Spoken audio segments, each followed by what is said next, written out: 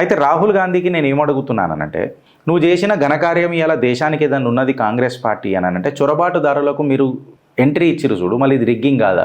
రోహింగ్యా ముస్లిమ్స్లకు, బంగ్లాదేశీ ముస్లింలకు, లేకపోతే పాకిస్తాన్లో ఉన్న ముస్లింలకు ఇక్కడ మీరు వసతి కల్పిస్తారు కదా, అది చొరబాటుదారు కాదా?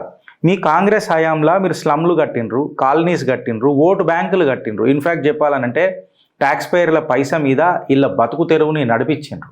ఇది రిగ్గింగ్ ఎలక్షన్స్ కాదా రాహుల్ గాంధీ? నేను అడిగేటోడు లేకనా అని చెప్పి నేను చెప్తున్నా. ఇక్కడనేమో హైవేలు కట్టుకుంటావా, రైల్వే లైన్లు పెంచుకుంటావా, రైల్వేని మొత్తం ఎలక్ట్రిఫికేషన్ చేసుకుంటావా. మొన్నటిదాకా రైల్వే స్టేషన్ ఇంతవరకు మన తెలంగాణలో కూడా ఒక దగ్గర రైలు రాకపోతుండే, గాడ రైలు వచ్చే, నార్త్ ఈస్ట్లలో కూడా రైళ్ళు పోకపోతుండే, ఆడొచ్చే. కాశ్మీర్ హయ్యెస్ట్ పాయింట్లలో రైళ్ళు తిరిగబట్టే, ఆత్మనిర్భర్ భారత్ కాబట్టే. మీరేం చేసిర్రు అంటే స్లమ్ములు తయారు చేసి, కాలనీలు తయారు చేసి, ఎవరికి? చొరబాటుదారులకు, వాళ్ళకు ఓటు బ్యాంకులు ఇచ్చి, ట్యాక్స్ పేయర్ల పైసా మీద వాళ్ళకు పూత పూసి. ఇది కదా మీరు చేసింది.